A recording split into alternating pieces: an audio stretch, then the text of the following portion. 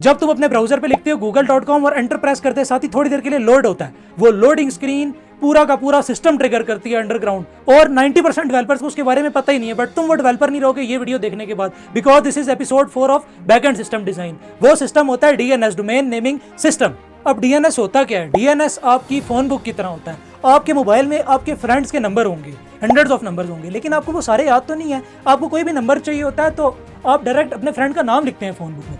बिल्कुल इसी तरह आपकी डीएनएस भी होती है। डीएनएस के पास होता तो आईपी एड्रेस है, क्योंकि ये मशीन है, मशीन बाइनरी कोड में आपस में बात करेगी, लेकिन उस बाइनरी कोड को आपकी आसानी के लिए एक नाम दिया जाता है। जैसे गूगल है तो गूगल को google.com कहा जाएगा। सबसे पहले तुम्हारी रिक्वेस्ट जाती है तुम्हारे ब्राउजर के पास, ब्राउजर चेक करता है उसके पास उस पर्टिकुलर वेबसाइट का डाटा है या नहीं। अगर नहीं है तो वो सारी रिक्वेस्ट दोबारा चली जाती है तुम्हारे ओएस के कैशे में, वहां पे भी नहीं है। फिर इसके बाद आपकी रिक्वेस्ट जाती है रिकर्सिव रिजॉल्वर के पास। रिकर्सिव रिजॉल्वर आपका इंटरनेट सर्विस प्रोवाइडर है, जैसे पीटीसीएल हो गया, स्टॉर्म फाइबर हो गया, नियरटेल हो गया। ये अपने पास चेक करते हैं उस वेबसाइट का डाटा को लेने के लिए पूरी दुनिया में भेज देता है। आगे फिर काम आता है रूट सर्वर का। दुनिया में टोटल 13 रूट सर्वर है। जैसे तुमने अब लिखा है ना google.com, तो रूट सर्वर कहेगा आईपी नहीं है, लेकिन मैं तुम्हें ये बता दूंगा तुम टीएलडी सर्वर के पास चले जाओ। ये जो .com, .org, .pk, ये सारी जो है ना इसके अलग अलग टीएलडीज होते हैं। अब रिकर्सिव रिजॉल्वर आपका चला जाता है डायरेक्टली आपके टीएलडी के पास। टीएलडी से पूछता है google.com का आईपी है तेरे पास, वो फिर उसको डायरेक्ट कर देता है गूगल के एक्चुअल नेम सर्वर के पास।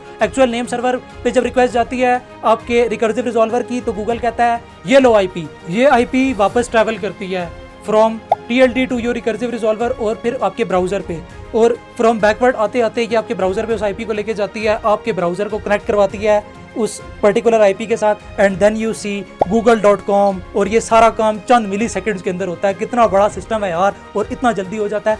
मिलते हैं कल।